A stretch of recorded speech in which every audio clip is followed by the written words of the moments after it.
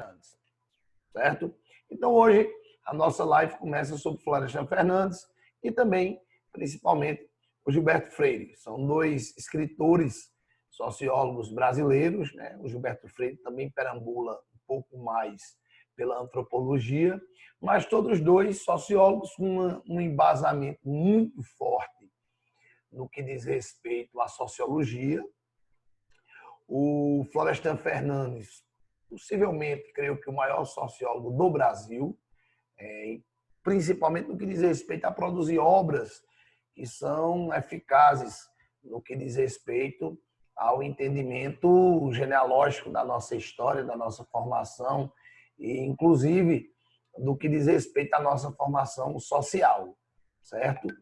Já por parte, quando nós falamos em vias do Gilberto Freire, o Gilberto Freire também, sem dúvida alguma, é de suma importância para nós, lembrando que o Gilberto Freire, historicamente, tem uma percepção muito importante no nosso patamar histórico, pelo fato do Gilberto Freire trabalhar com antropologia, a questão do período colonial e dos engenhos. O Florestan também não deixa de ser bem interessante pelo fato do próprio Florestan Fernandes já trabalhar historicamente com indígena na história do Brasil.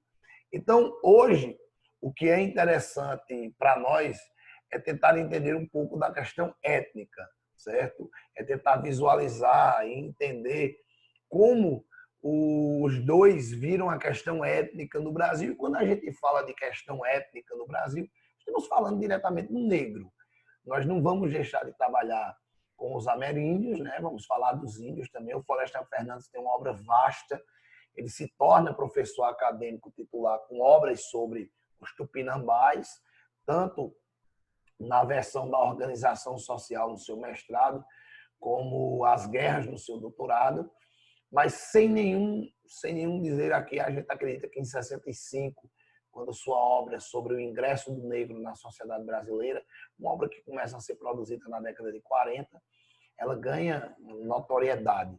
Então, nós temos dois grandes escritores que vão ser pauta de muitos discursos nossos na aula de hoje, principalmente, certo? Principalmente pelo fato de que, quando nós discutimos o Florestan Fernandes e quando nós discutimos o Gilberto Freire, é impossível a gente não falar em cotas.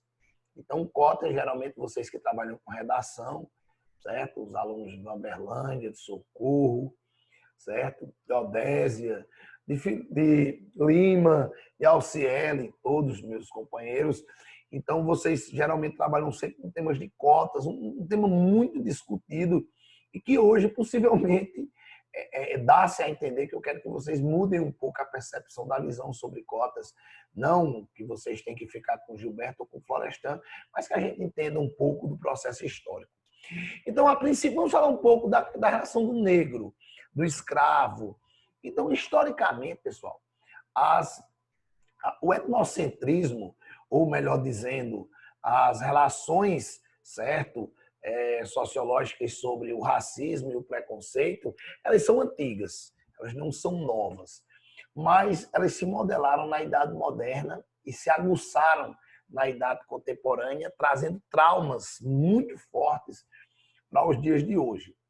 A palavra escravo na Idade mais antiga e a palavra principalmente servo, ela historicamente ela não se vislumbra com etnia, com relação de cor.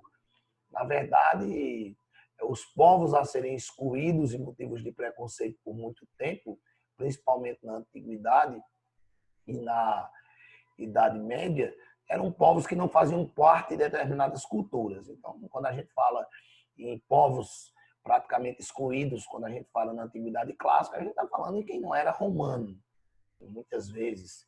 Escravidão na Grécia, por exemplo, era uma dívida hipotecária, não tinha uma relação étnica, uma relação cultural, era uma questão de dívida. Na Roma, ela parte de uma relação cultural porque o escravo, aquela pessoa que era motivo de preconceito, era quem estava fora do que nós chamamos hoje, em dia ainda, de Império Romano. Na Idade Média, os não cristãos. Mas quando a gente se desdobra para o século XVI, aliás, depois de 1500, com os descobrimentos das Américas, aí nós temos uma nova versão de escravidão, que é a questão do africano, certo? Então, a partir do século XVI, a gente começa a conceber uma visão historicamente denigrante sobre a visão africana. Há uma curiosidade muito grande, que a gente tem que fazer algumas revelações históricas antes de abrir o debate de Florestan e Gilberto Freire, que, assim, por um motivo histórico, é curioso dizer que a igreja, ela é, sim, infelizmente, muito responsável pelo que a gente tem hoje em referência ao negro africano. Por quê, pessoal? Porque quando começam as navegações no século XV e no século XVI, os primeiros continentes a serem visitados é a África, a priori, depois a América. E a curiosidade maior não é essa. A curiosidade maior é que, em plena Contra-Reforma, principalmente ali em meados de 1550, quando o Concílio de Trento já está acontecendo, a catequese ela é tentada na África. Curiosamente, ela é tentada na África. E vai ser futuramente tentada e muito predisposta e concretizada na América. Hoje, automaticamente, se você prestar atenção, nós somos o maior país católico do mundo. A América do Sul é o único continente católico que tem, em sua maioria, e automaticamente a gente sabe que isso foi através do processo de catequização. E, curiosamente, a catequese ela não vinga na África. Isso é muito curioso. Isso é curioso porque poucas vezes a gente lê sobre isso, mas nos manuscritos dos próprios jesuítas portugueses, eles falam que a catequese é impossível na África. Agora, é uma questão prática. No Brasil e na América, os índios geralmente praticavam o panteísmo, que era geralmente o que nós chamamos de religiões voltadas à adoração de entidades da natureza. Porém, a cultura africana ela era muito mais radical, inclusive sobre nossa teoria do bem e do mal. Se a gente avaliar todas as grandes religiões da humanidade, elas partem do sagrado e do profano, o bem e o mal, o céu e o inferno, o Deus e o demônio, não é? O sagrado e o profano principalmente. E nas religiões africanas isso é mais aguçado, isso é mais forte. Essas relações que nós temos entre as entidades do bem e do mal são muito fortes. Se eu fizer uma pergunta prática, não vou me aprofundar, nem quero entrar em detalhes para não ficar tão polêmico, mas em termos gerais, a religião afro, ela é mais entregue, ela é mais debruçada sobre essas relações do que propriamente a religião indígena. Então, na verdade, houve uma dificuldade extrema dos jesuítas conseguirem penetrar na cultura africana, principalmente no que nós chamamos de religiões afros hoje em dia, que não são, na verdade, afros, na verdade, são religiões específicas de cada região da África, mas foram mais resistentes. Então, houve meio que uma desistência dos jesuítas na época em catequizar o escravo. Então, automaticamente, o primeiro grande preconceito histórico vem da Igreja Católica com o escravo. Como ele não se adequa à catequese, apesar dele se adequar muito bem aos trabalhos, até porque as primeiras colônias de cana-de-açúcar de Portugal não foram no Brasil, foram na África. Apesar de eles se adequarem muito bem ao trabalho, mas não se adequavam especificamente à catequese. Então, daí o primeiro grande preconceito.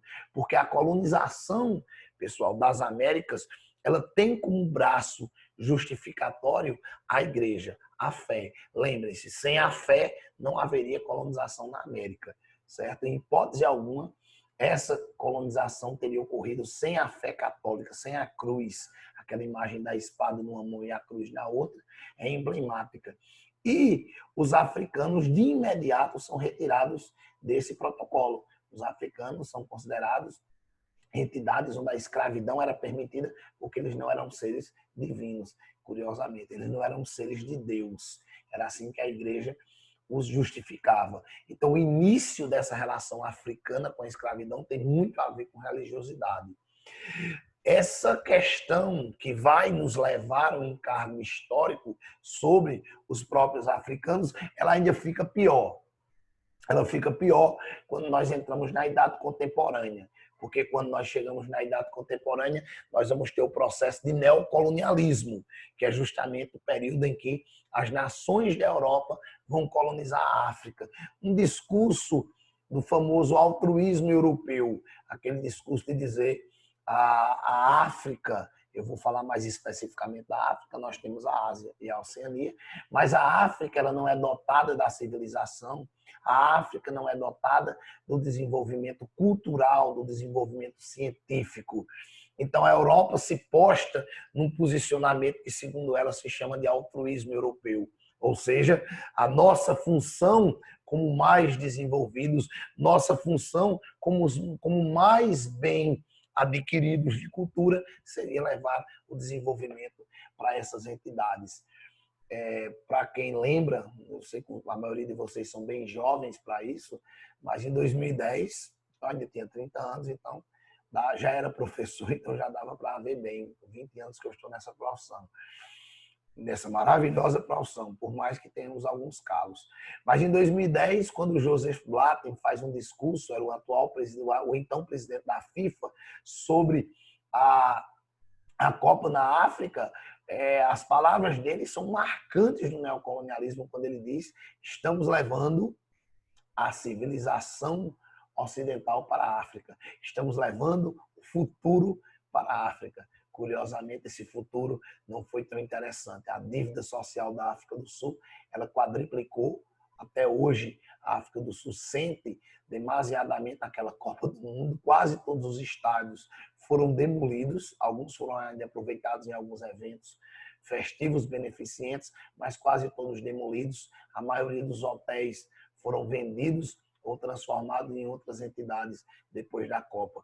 Então, essa relação histórica da Europa dizer que leva o desenvolvimento para a África, isso é meio que notório. Mas, engraçado, isso reafirma o histórico preconceito com o continente. E esse preconceito, ele não fica na África, como, infelizmente, todos os africanos tiveram que se espalhar pela humanidade através do tráfico de escravos. Hoje nós temos quase toda a humanidade, com praticamente quase 60% do globo terrestre com relações diretas com a etnia negra, certo? Não propriamente da cultura, mas propriamente da miscigenação, da mistura, certo? Historicamente, os povos africanos tiveram que se envolver, foram obrigados, na verdade, a se envolver com povos do mundo ocidental, principalmente. Então, na verdade, quando a gente tem, em termos gerais, o preconceito, ele é uma coisa que está encarnada diretamente com a escravidão, está encarnada diretamente com a religiosidade e está encarnada diretamente com o progresso.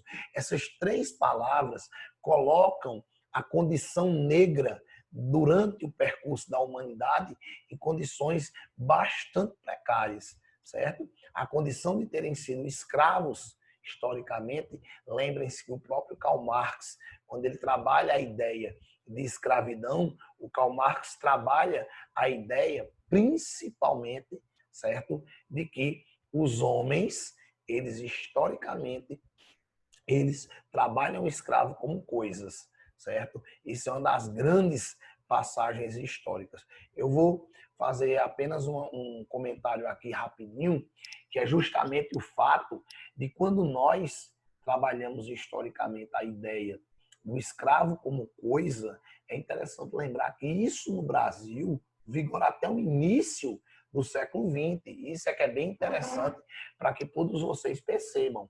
É que até o início do século XX, essa ideia do escravo como sendo uma entidade, como coisa, ela é proeminente na nossa sociedade, ela é característica da nossa sociedade. O fato, segundo, da exclusão religiosa.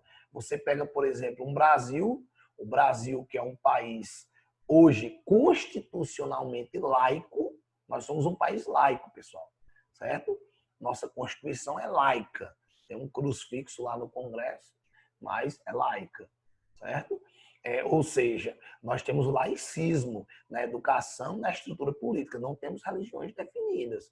Mas quando você fala de candomblé, mas quando você fala de macumba, quando você fala de voodoo, na sua cabeça vem a magia negra e automaticamente vem um empecilho, uma série de críticas morais sobre esse comportamento. Eu dou um exemplo.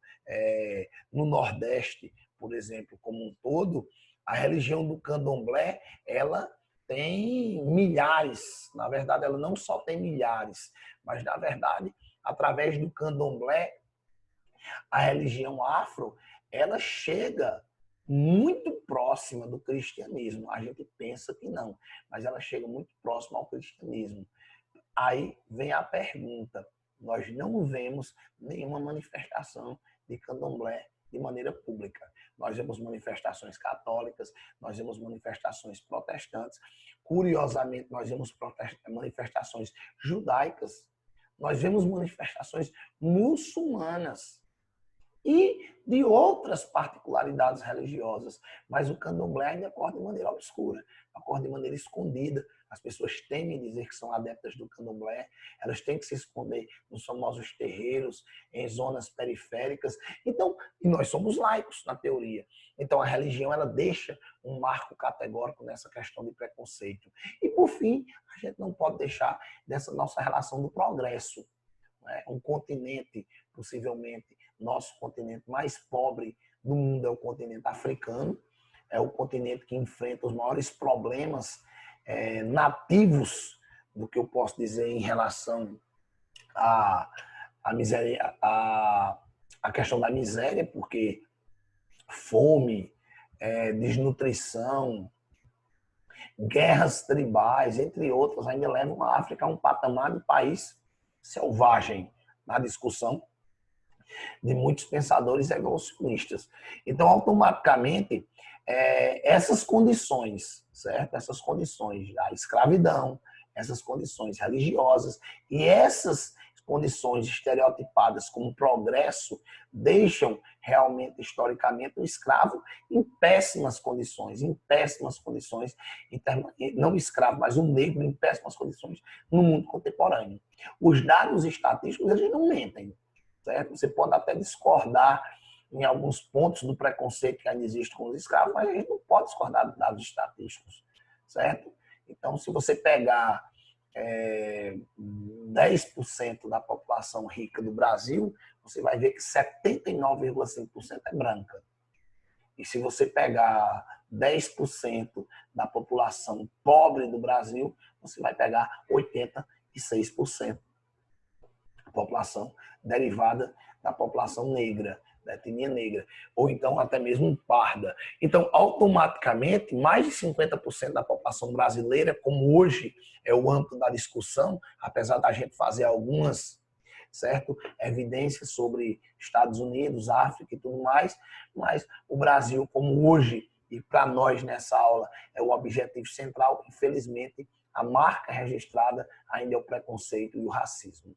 Vamos falar hoje do Gilberto Freire. Primeiro vamos falar do Gilberto Freire, pernambucano, certo? O Gilberto Freire, ele é aluno, para alguns alunos que já conhecem, alguns alunos que foram meus alunos, a gente já discutiu isso em sala. Ele faz parte de uma corrente de pensamento chamada difusionismo social, que é uma corrente de pensamento de um americano chamado Franz Boas. Ele é sociólogo, mas propriamente com uma tendência muito grande para a parte antropológica, certo? O Gilberto Freire, ele desenvolve, na verdade, uma teoria, ele faz parte categórico de uma teoria ali da década de 30, na década de 20, 30, que tem uma influência ainda da Semana de Arte Moderna.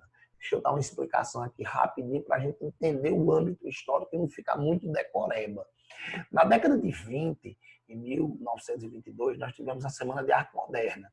E uma das principais características da Semana de Arte Moderna foi justamente essa percepção de nós termos que fazer um Brasil novo. Um Brasil diferente, uma cultura diferente. Essa questão da antropofagia, de se dizer, olha, nós temos que ter um Brasil novo, mas temos que aproveitar o que vem de fora. Então, preste atenção nisso que eu estou dizendo aqui, que é essencial para você entender a visão que o Gilberto Freire tinha historicamente dessa nossa relação. Então, para ele, o fato da antropologia... Pronto, estou de volta aqui, voltei, certo? Então, para o Gilberto Freire, para que fique bem entendido a vocês, o que nós temos que expressar e entender é a antropofagia. Então, quero que vocês lembrem bem disso. No governo de Arthur Bernardes, em 1922, a proposta da antropofagia, ela se baseava no seguinte, olha, a proposta era assim, nós, certo? Nós temos que, historicamente, consumir o que vem de fora. Mas, em um segundo momento, nossa função estratégica será o quê? Nossa função estratégica será vomitar. Exatamente, a palavra é essa. A gente botar para fora o que a gente consumiu lá de fora, que vem da Europa, e ficar apenas com o que for essencial. Nós temos que ficar apenas com o que for essencial para nós, para o Brasil, para a nossa disseminação do que vai ser cultura, do que vai ser proeminentemente um processo produtivo ou não. Então, em termos gerais, a ideia que nós temos historicamente é que Gilberto Freire, ele faz parte de um momento histórico em que estamos querendo remontar o Brasil. Estamos querendo ter uma visão nova do Brasil. Mas nós não podemos descartar o que veio, o que ficou. Então, assim como a literatura, a arte plástica, a música não pode dispensar os elementos que vieram de fora, temos que expurgar, mas ficar com boa parte que nos é interessante. O Brasil, como foi uma colônia, tem sim que ficar com boa parte do que foi interessante para si. Então, o Gilberto Freire, ele remonta a história brasileira. É isso que eu quero, talvez a principal informação que eu queira que vocês apreendam na aula de hoje, é vocês tentarem entender que para o Gilberto Freire, ele é a favor que nós remontemos nossa história, certo? Ele é a favor de que nós tenhamos base no que pensamos, mas acima de tudo é uma visão romântica. Para o Gilberto Freire, há uma intenção imensa e predisposta da gente tentar romantizar o período colonial. O Gilberto Freire é filho de descendente de portugueses, descendente de senhores de engenho. Então, para o Gilberto Freire, existe categoricamente a ideia de tentar comprovar que há algo positivo no período colonial. E aí, onde nós chegamos, década de 30, e o positivo para Gilberto Freire é justamente a miscigenação. Segundo Gilberto Freire, ele tem uma passagem que ele diz que é extremamente categórica, que ele diz o seguinte: todas as distâncias que foram promovidas entre os latifundiários, os escravos e os pobres do Brasil, toda a distância que o projeto colonial nos fez, essa mesma distância, ela nos foi intimamente progressiva e interessante quando ocorreu a miscigenação. Então, segundo ele, a miscigenação encurtou todas as distâncias dos períodos coloniais que nós tivemos, não só aqui, mas na América. Então, para o Gilberto Freire, aquelas frases repetidamente que nós já escutamos na nossa formação histórica de dizer, em alguns cantos, o negro comia com o patrão. O escravo comia com o senhor. Em alguns cantos, as crianças brancas brincavam com escravos. Meus filhos foram criados com escravos. Automaticamente, essa discussão, o escravo tem acesso ao que eu tenho, o escravo come o que eu como, essa discussão que foi muito tempo saudosista por algumas classes elitistas que se involucravam na política, ela foi confirmada pelo Gilberto Freire. O Gilberto Freire faz uma análise minuciosa sobre a vida no engenho, a obra dele, Casa Grande e Senzala, talvez seja ideologicamente, uma das mais criticadas obras do cenário histórico brasileiro. Porém, sem dúvida alguma, talvez seja a obra que tem características mais elementares da nossa vida. As descrições de Gilberto Freire são perfeitas.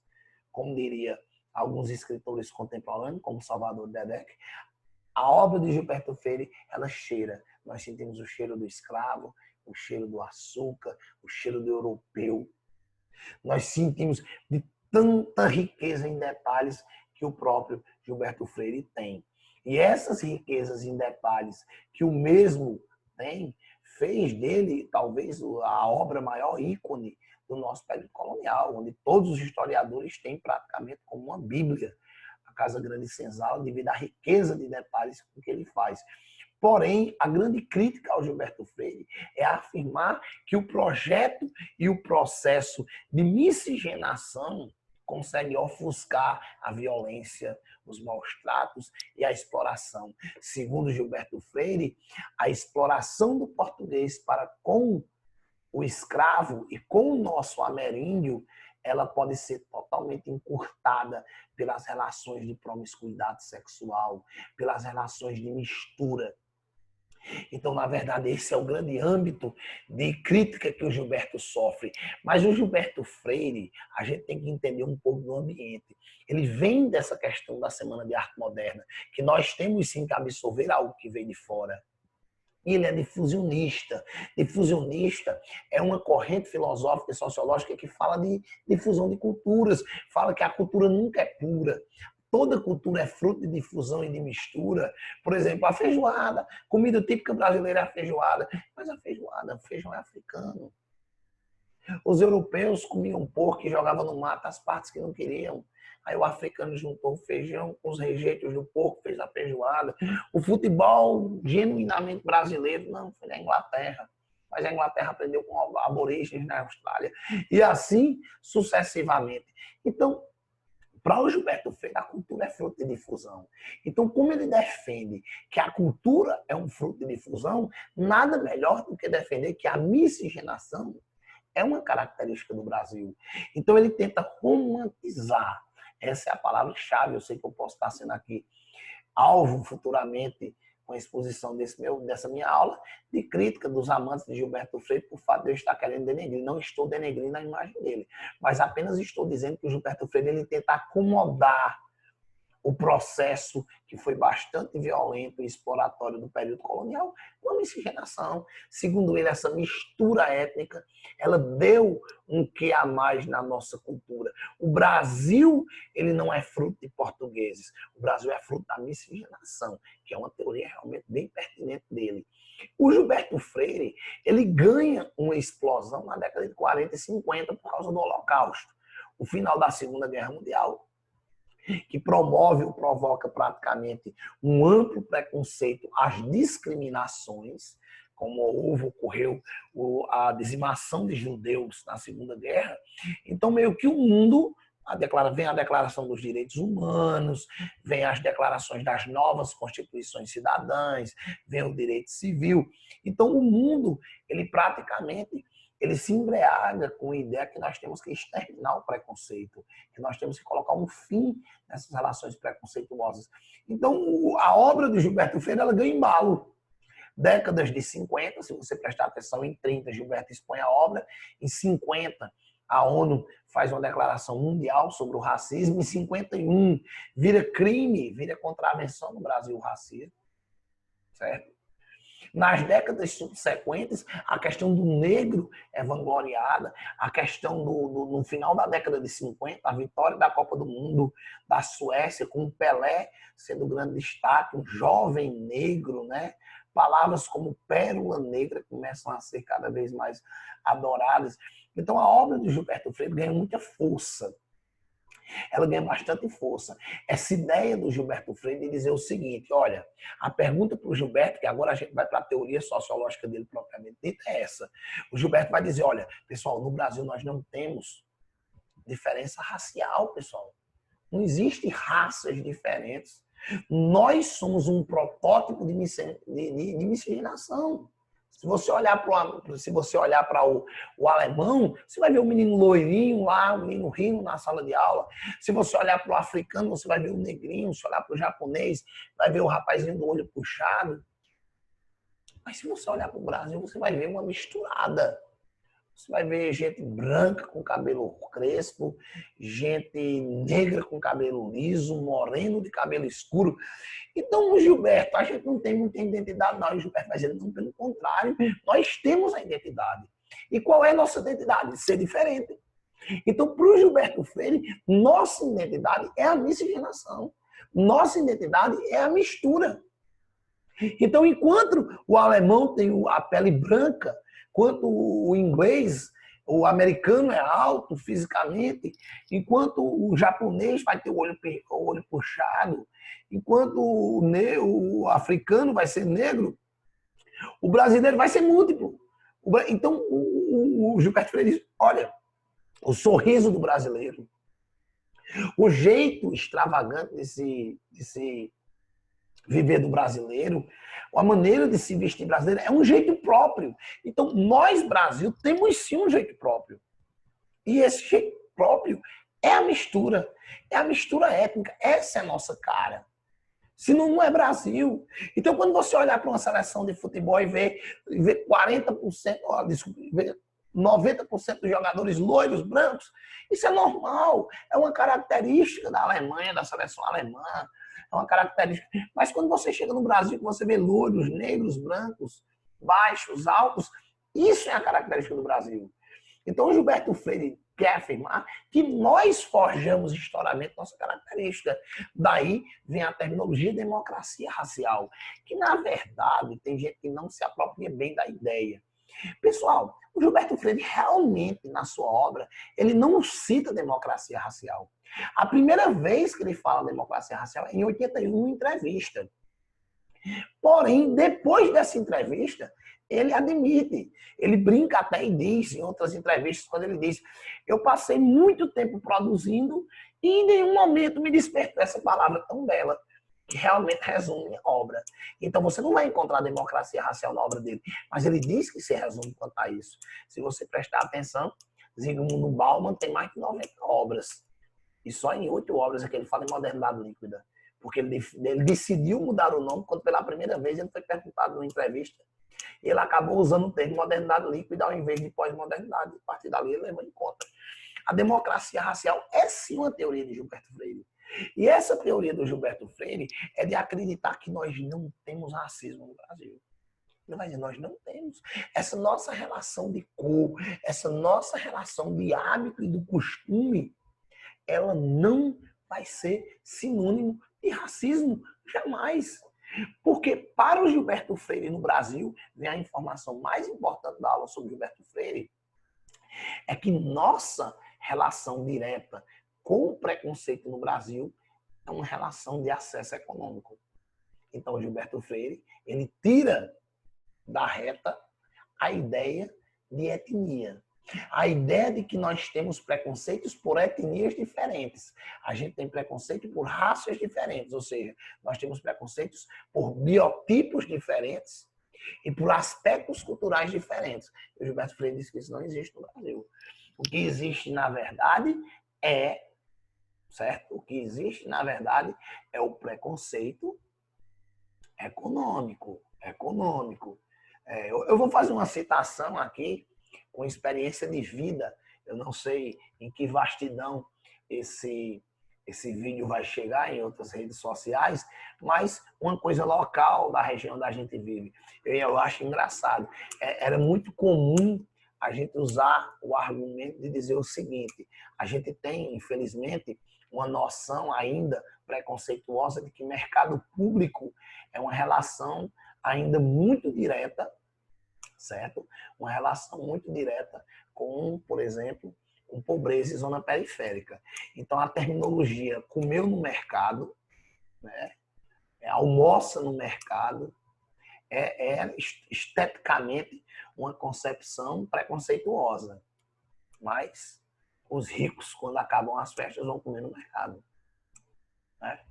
E quando os ricos comem no mercado, isso não é uma noção preconceituosa. É exotismo, é apenas um exotismo. A questão de gostar de beber, se divertir, gastar bastante e terminar à noite ou terminar já na casa, à madrugada ou amanhã, numa feira pública comendo. É um sinal de exotismo. Mas quando aquela pessoa humilde vai constantemente lá, é um motivo de sinônimo de periferia, de sinônimo de pobreza.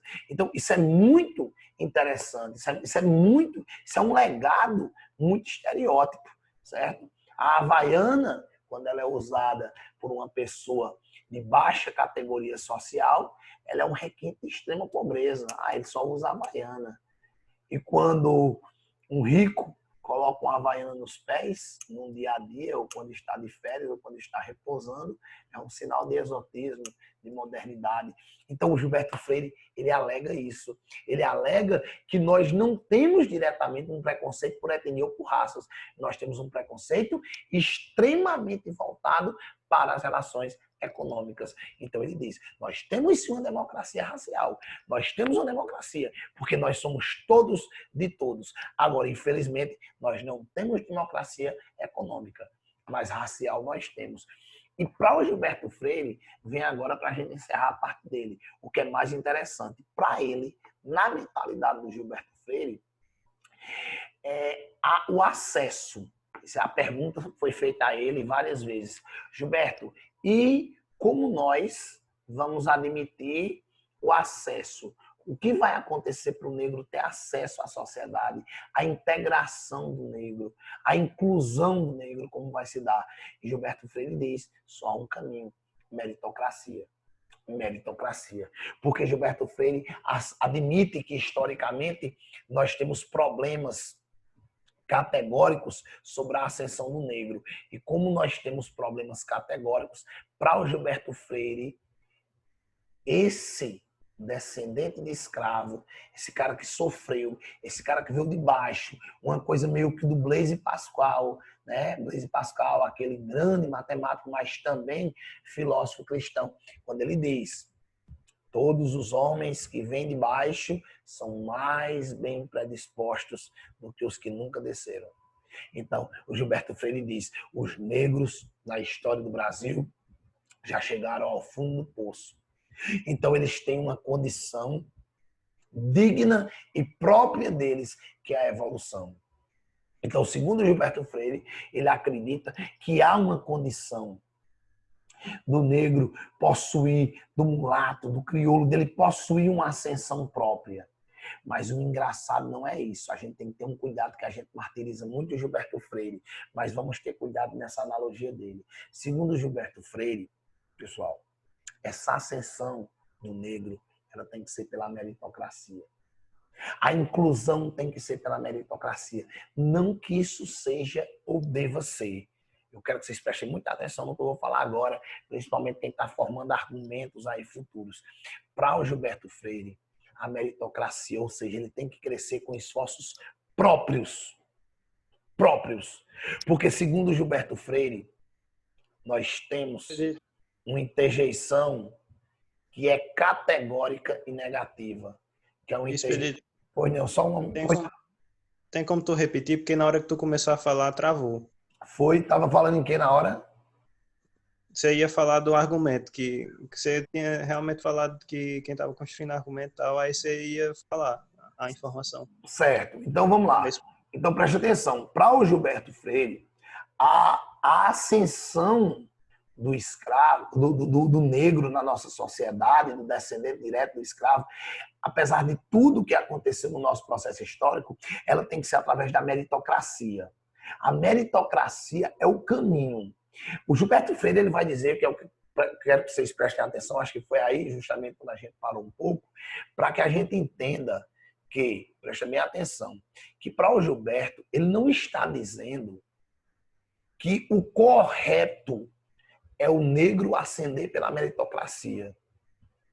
Ele não está afirmando literalmente que o correto é isso. O que ele está afirmando é que na nossa nação, se o negro não ascender através da meritocracia, ele vai ser escravo de uma interjeição. Isso é curioso.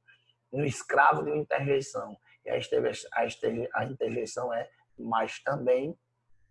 Aquela coisa da gente dizer, ele se transformou num grande advogado. Aí a gente diz, mas também foi ajudado a entrar na universidade. Aquele menino é um grande médico, mas também, né, surgiram pessoas que pagaram a faculdade dele. Então, esse mais também, ele vai perseguir de maneira cruel o negro na nossa sociedade. Então, infelizmente, ele cita 2 pontos. Primeiro, que ele diz que há uma condição plena. Ele diz que o escravo, aquele descendente, ele tem uma natureza. Esse jeito próprio do brasileiro, esse jeito malandro do brasileiro que o negro tem. Lembre-se que a palavra malandragem na década de 30, ela não tem o sinônimo de hoje, de roubar. Não. A malandragem era o sentimento de ser esperto e levar a vida não como os outros impõem. É você conseguir levar a sua vida bem, tranquila, em vão, progredir sem ser exatamente como todos fazem. Isso é a forma malandra. Era uma forma à parte. Então, lembre-se que, na verdade, essa palavrinha da malandragem, ela nem sempre foi intitulada como ela é hoje, ligada à vulgaridade, ao roubo, entre outros. Então, para o Gilberto, ele acredita que essa ascensão do indivíduo, sem ser através de uma meritocracia, ela é totalmente errônea. Ele diz que nós vamos ter uma exclusão quase que espontânea. Segundo Gilberto Freire, nós vamos passar por uma exclusão quase que espontânea desses indivíduos que ascendem na sociedade não sendo pela meritocracia. Então, quando a gente fala de cotas, quem quer usar ou ser contra as cotas, aí você vai ter um pé no capo, que é o Gilberto Freire. O Gilberto Freire é o maior argumento que nós temos para detonar cotas. Quem quer detonar, né, na verdade, quem entende que ele está com a concepção correta.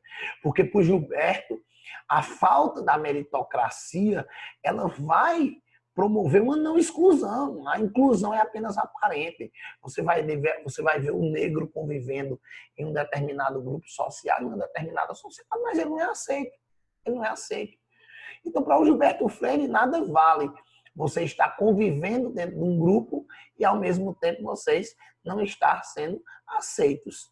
Então, para ele, era totalmente, certo, uma questão praticista e inteligível. Sem a meritocracia, nós não vamos ter esse processo de desenvolvimento.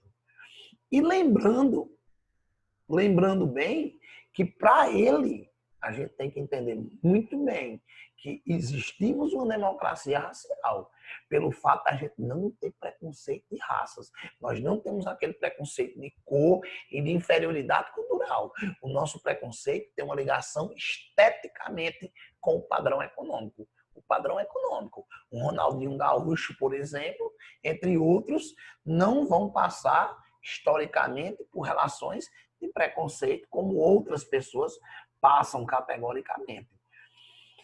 Florestan, aí vem. Florestan, um grande sociólogo, né, do século XX, né, foi professor do Fernando Henrique Cardoso, amigo do Fernando Henrique Cardoso, morreu por uma complicação num transplante de fígado, uma das figuras mais importantes, né, veio de camadas baixas, participa da formação histórica de várias universidades no sul do país. A USP deve muito ao Florestan. Foi deputado constituinte. E a época do Florestan. O Florestan Fernandes, ele vive com uma época interessante. Uma cena categórica. Em 1955, a gente tem uma cena categórica no que diz respeito a preconceito mundial. Já caiu há 4 anos o Enem, eu acho, se eu não me engano, uma questãozinha sobre ela. Uma moreninha, né, viveu até quase 100 anos, Rosa Parks, né, Rosa Parks, que era uma costureira, uma jovem ainda, na década de 50, e ela pega um ônibus nos Estados Unidos. Nos Estados Unidos, você sabe que nós temos um preconceito que não é legalizado, mas existe um preconceito esclarecido. Infelizmente existe. Você vai chegar nos Estados Unidos, você vai ver bairro de branco, bairro de negro, música de branco, música de negro. Há um esclarecimento no racismo, não que isso seja bom, mas há um esclarecimento, diferente de nós, que a gente vai falar agora, do que o Florestan fala, que nós temos um racismo velado, certo?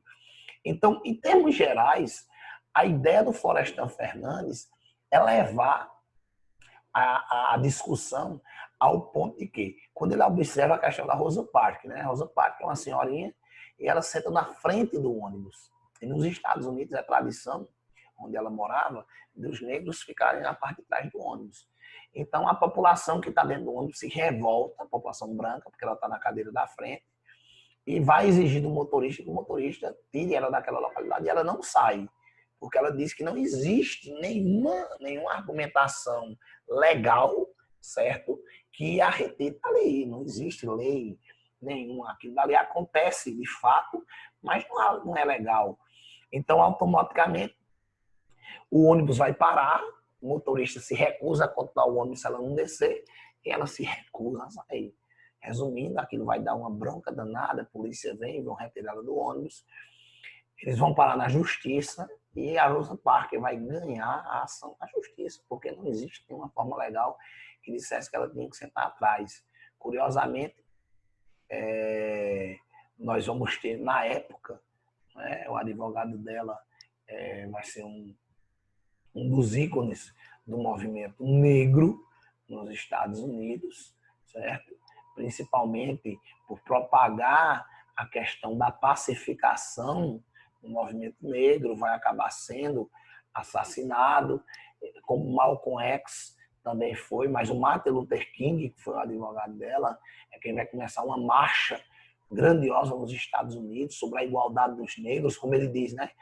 Quando ele diz que um dia, I have a dream, né? Eu tenho um sonho, e meu sonho é um dia todos estarmos juntos, né? Na ceia, dividimos, comentando, discutindo, mas sobretudo brincando e sendo irmãos. Então ele falava muito sobre uma paz.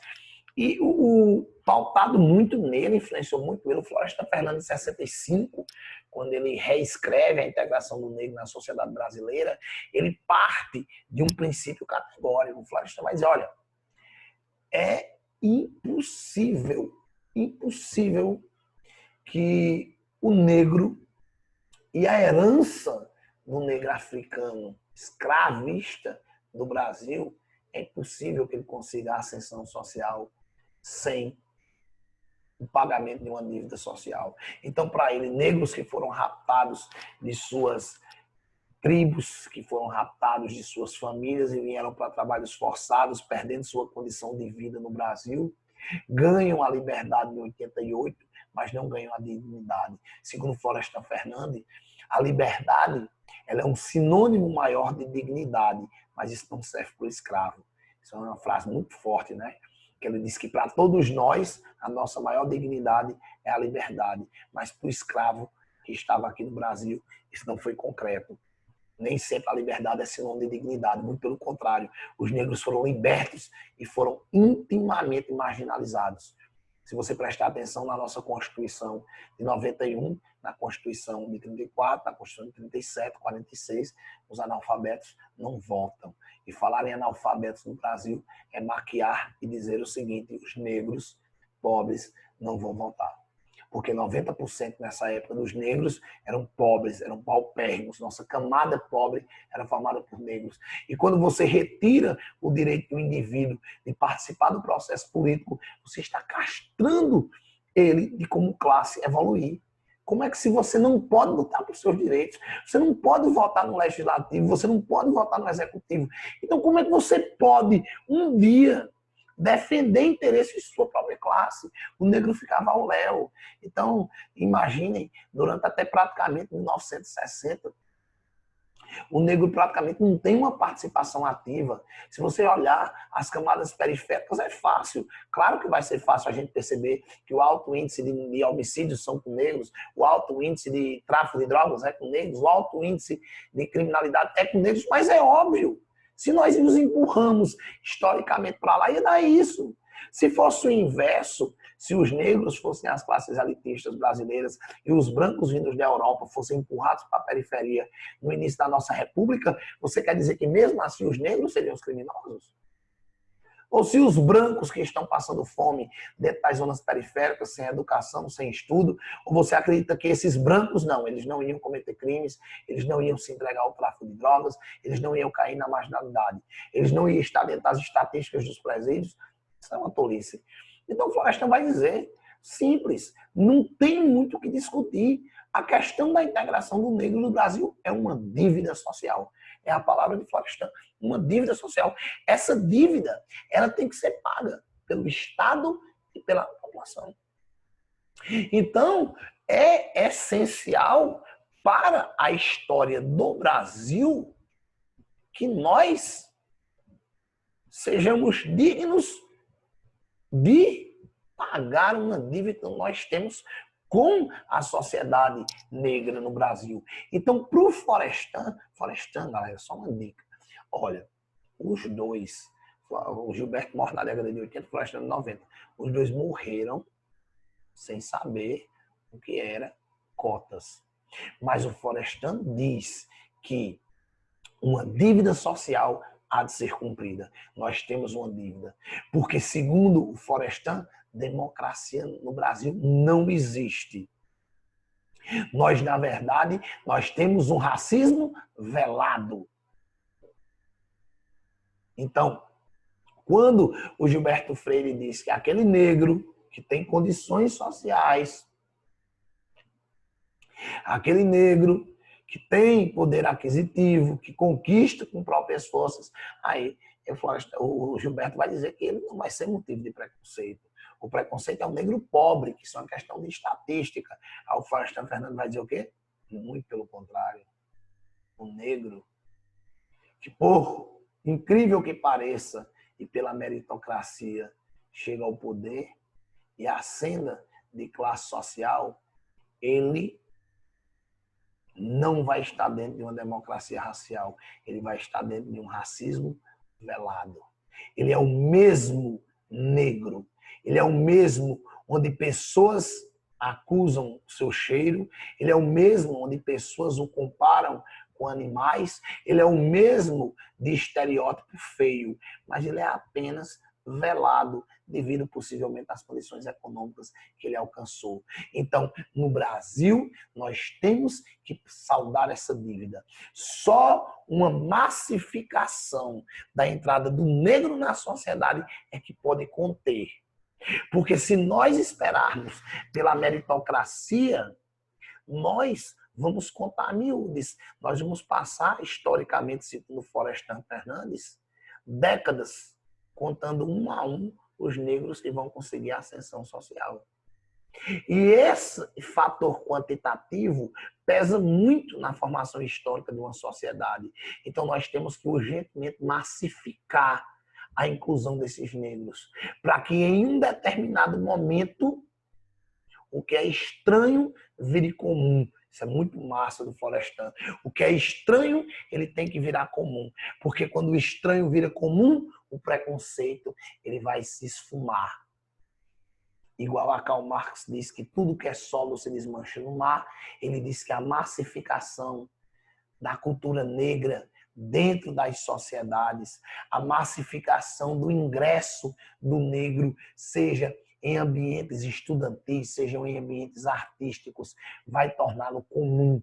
Então, para o Florestan Fernandes, sociologicamente, esse comum que o negro poderia se transformar é o comum que vai fazer nossa sociedade se libertar de traumas históricos. Então, automaticamente, ele vai dizer o seguinte: enquanto o Estado e a própria população não se mobilizar, não se responsabilizar pelo ingresso do escravo, ele sempre vai estar acorrentado.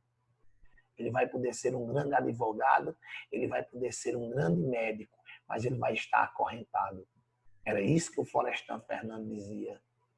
Nós temos um racismo velado, certo? Nós temos um racismo velado. O Florestan tem um artigo que ele diz numa entrevista, meses antes dele morrer, quando perguntam a ele se a quantidade de médicos negros e a quantidade de grandes juristas negros que aumentava na década de 90, isso, mesmo sem nenhuma prática de governamental, sem cotas, sem nenhum estímulo, se isso não poderia levar, não estava caminhando o Brasil para um país mais digno, um país sem preconceito. E a resposta dele foi fantástica. Quando ele diz o seguinte, é até emocionante a maneira como ele se expressa, que ele diz. É interessante que esses homens que com a meritocracia alcançaram a medicina, hoje se satisfazem de poder estar numa grande classe social. Aqueles que se fizeram da profissão jurídica por meritocracia, hoje estão numa imensa e numa ótima camada social. A grande felicidade é que as mães, os pais, os filhos e as esposas desses indivíduos ainda não estão salvos. Eles apenas salvaram sua própria pele, literalmente. É fantástico, né? Do que equivale você ser um médico se seu filho negro vai ter preconceito dentro da escola. O que vale você ser um grande juiz, mas se seu filho, quando ficar na frente de uma loja famosa, vai ser enxotado pensando que ele está vendendo ou pedindo alguma coisa. Então, isso é complicado. Por isso que o Florestan diz que é necessário uma massificação. Essa entrada do negro não pode ser a miúde, ela tem que ser massificada. Então, Florestan morre sem ver cotas, mas ele diz que o negro é uma dívida social. E que nós só vamos ser uma sociedade mais justa, mais inteligível e mais próspera se nós entendermos a importância da massificação do negro na nossa sociedade. Está aí o Florestan Fernandes, está aí o Gilberto Freire. Espero que todos vocês tenham entendido ao máximo, certo? E que tudo que a gente falou aqui tenha sido próspero para vocês. A gente está aqui na hora exata, porque justamente vocês vão para outros procedimentos. Então, espero que todo mundo tenha gostado e que tudo tenha dado certo.